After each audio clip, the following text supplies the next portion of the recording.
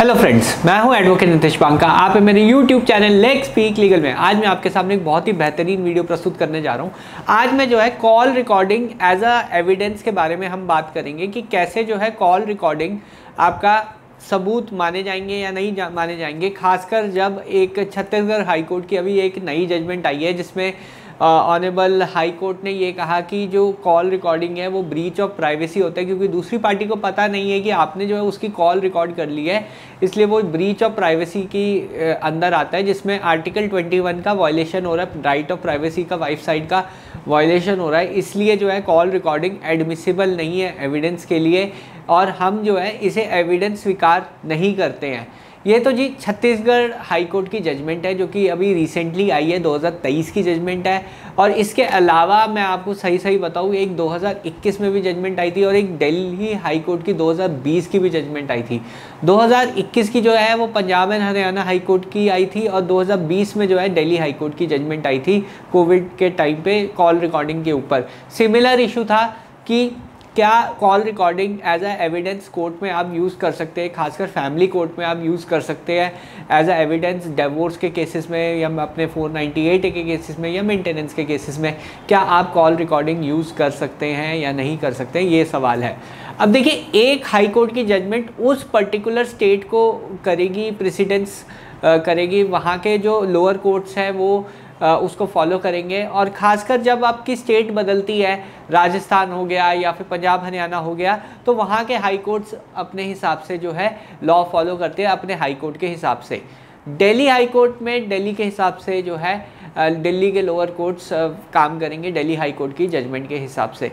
तो हमें जो है ये अलग अलग हाई कोर्ट्स की जो इंटरप्रिटेशन है कि क्या call recordings as a evidence आप यूज़ कर सकते हैं या नहीं, इस पे जो है डिस्कशन करने वाला हूँ। क्या क्या ये जजमेंट्स कहती है, किस लॉ पॉइंट को ये टारगेट करती है, और क्या आप आज की डेट में ये call recording as a evidence use कर सकते हैं या नहीं कर सकते हैं, ये एक इम्पॉर्टेंट चीज़ है।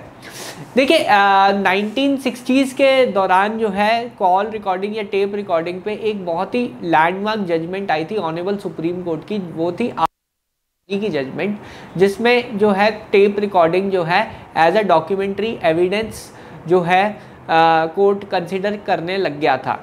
अब क्या हुआ कि जैसे जैसे टेक्नोलॉजी चेंज हुई वैसे वैसे जो है आपकी अलग अलग ऐप्स आ गई कॉल रिकॉर्डिंग करने के लिए, और कई मोबाइल फ़ोन में आप कुछ ऐप डाउनलोड करेंगे तो आप इजीली दूसरे की जो है रिकॉर्डिंग आप कैप्चर कर सकते हैं। और उसके बाद आईटी एक्ट आया। आईटी एक्ट में आपको 65B सर्टिफिकेट के साथ अपनी जो सीडी है वो लगा के आप जो है एज अ डॉक्यूमेंट, इसे एनी अदर डॉक्यूमेंट, ये एक तरीके से एविडेंस पेश किया जा सकता था कोर्ट के अंदर। अब 2017 में ये हुआ कि प्राइवेसी को एक फंडामेंटल राइट माना गया, कि प्राइवेसी एक फंडामेंटल राइट है। पुट्टू स्वामी की जजमेंट आई थी ऑनरेबल सुप्रीम कोर्ट की, जिसमें ये कहा गया था कि जो राइट टू प्राइवेसी है वो एक फंडामेंटल राइट है। बट उसके साथ साथ एक चीज़ ये भी कही गई थी कि right to privacy fundamental right तो है, बट वो एब्सोल्यूट राइट नहीं है कि आप जो है बिल्कुल ही एब्सोल्यूटली क्लेम करो कि प्राइवेसी का ब्रीच है तो ये चीज़ एडमिसिबल नहीं होगी, वो एब्सोल्यूट नहीं होता। अब सवाल ये होता है कि जब आपके फैमिली कोर्ट में केसेस चलते हैं तो ऑब्वियसली जो भी एविडेंस होगा वो प्राइवेट नेचर का ही होगा। किसी पब्लिक नेचर में जो हस्बैंड वाइफ के बीच में जो भी चीज़ें हो रही हैं वो तो प्राइवेटली दोनों शेयर कर रहे हैं और प्राइवेटली कर रहे हैं। अब वहाँ से अगर हमें एविडेंस चाहिए तो ऑब्वियसली हमें या तो रिकॉर्डिंग करनी पड़ेगी, वीडियोग्राफी करनी पड़ेगी, तब जाके हमें वो एविडेंस बाहर मिलेगा। नहीं तो कोई विटनेस तो होता नहीं है ऐसे केसेस में, क्योंकि घर के अंदर होते हैं। सेक्शन 14 जो है फैमिली कोर्ट एक्ट का, वो ये कहता है कि आप जो है फैमिली कोर्ट में जो एविडेंस है वो आप किसी भी नेचर का प्रेजेंट कर सकते हो। सेक्शन 14 जो फैमिली एक्ट है वो बहुत लिबर्टी देता है, बहुत वाइड सेक्शन है, जिसमें जो है ये कहते हैं कि वो हस्बैंड वाइफ का प्रिविलेज जो है काम नहीं करेगा, क्योंकि क्या होता है जो भी हस्बैंड वाइफ के बीच में कम्युनिकेशन होती है वो प्रिविलेज कम्युनिकेशन हम मानते हैं। खैर हम उस पर नहीं जाएंगे, बट सेक्शन 14 फैमिली एक्ट का काफ़ी वाइड है, वो किसी भी नेचर का एविडेंस जो है एक्सेप्ट करता है, और काफ़ी वाइड पावर्स दी गई है फैमिली कोर्ट को कि कोई भी एविडेंस जो फैमिली नेचर का है, रेलेवेंट है, वो एडमिसिबल होगा कोर्ट के अंदर। अब सवाल ये होता है कि जब हमने ये रिकॉर्ड की, वाइफ साइड की रिकॉर्ड की, तो क्या वो ब्रीच ऑफ प्राइवेसी होगा, क्या वो जो है उसका जो फंडामेंटल राइट है वो वायलेट करेगा या नहीं करेगा, इस पे हम गौर फरमाएंगे। दिल्ली हाई कोर्ट की एक बहुत ही 2020 की जजमेंट आई थी, जिसमें जो है दिल्ली हाई कोर्ट ने बहुत ही विस्तार में सेक्शन 14 का डिस्कशन किया, राइट टू प्राइवेसी का डिस्कशन किया, और साथ ही साथ बाकी सारे चीज़ें भी देखी कोर्ट ने। अब एक चीज़ ये भी होती है कि सीबीआई जब इन्वेस्टिगेट करती है, जब कोई भी पुलिस एजेंसी इन्वेस्टिगेट करती है, तो उसमें भी एक्यूज्ड से जो है बुलवाती है, उसमें भी एक्यूज से जो है चीज़ें इकट्ठा करती है, डिस्कवरी करती है, तो क्या वो भी ब्रीच ऑफ प्राइवेसी माना जाएगा? क्योंकि वो भी तो प्राइवेसी क्लेम कर सकता है कि ये तो मेरा प्राइवेट कंडक्ट है, मैं क्यों एविडेंस दूँ इन्वेस्टिगेटिंग अथॉरिटीज़ को। या फिर जो भी रिकॉर्डिंग कई बार करती है पुलिस एक्यूज की, जिसके बेसिस पे बहुत सारी चीज़ें इस्टेब्लिश की जाती हैं, क्या वो भी इनएडमिसिबल हो जाएगा फिर? क्योंकि लॉ तो फिर इक्वली सबके ऊपर अप्लाई होगा, सिर्फ मैट्रिमोनियल मैटर्स में क्यों? फिर तो सारी जितने भी पुलिस की इन्वेस्टिगेशन होती है, सर्च सीजर, ये सब पे भी प्राइवेसी का आएगा। तो क्योंकि कोर्ट ने ये कहा है पुट्टू स्वामी की जजमेंट में, प्राइवेसी ठीक है, फंडामेंटल राइट है, बट वो एब्सोल्यूट नहीं है।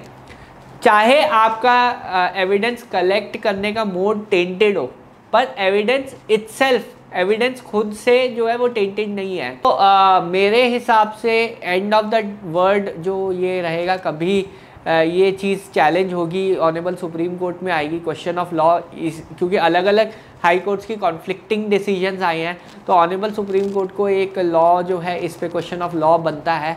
और एक एसएलपी, अगर जब भी कोई ये डिसीजन आता है, इस पे आप एसएलपी फाइल करके आप ऑनरेबल सुप्रीम कोर्ट से क्लैरिफिकेशन ले सकते हैं कि करंट लॉ वो इंटरप्रेट करे। और बहुत ही अच्छा क्वेश्चन है ये, जो कि ऑनरेबल सुप्रीम कोर्ट में चैलेंज होना चाहिए, और एक सही लॉ जो है कंट्री में आना चाहिए कि क्या रिकॉर्डिंग जो है एडमिसिबल है या नहीं है।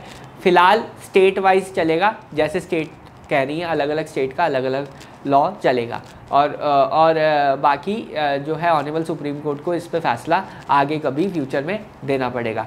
बहरहाल वीडियो देखने के लिए बहुत बहुत धन्यवाद। मैंने एक आर्टिकल भी लिखा है, जो लिंक है उसका डिस्क्रिप्शन बॉक्स में है। हालांकि मैंने ये जो है स्पेशल अपने व्हाट्सएप ग्रुप के मेंबर्स के लिए शेयर किया था, पर मैं आपको भी जो है ये शेयर कर रहा हूँ। मैं बहुत ही जल्द एक व्हाट्सएप ग्रुप भी लॉन्च करूँगा, क्योंकि वो मेरा पहला वाला ग्रुप जो है ऑलमोस्ट फुल हो चुका है। अगर आपको वो ग्रुप का पार्ट बनना है तो कमेंट में येस ज़रूर लिखिए, तो मैं जो है इसमें देखता हूँ कितने लोग इंटरेस्टेड हैं, उस हिसाब से मैं ग्रुप लॉन्च करूँगा। बहरहाल वीडियो देखने के लिए बहुत बहुत धन्यवाद। अगर आपको ये वीडियो पसंद आई है तो प्लीज़ मेरे चैनल को जो है सब्सक्राइब कीजिए, वीडियो को लाइक कीजिए। धन्यवाद।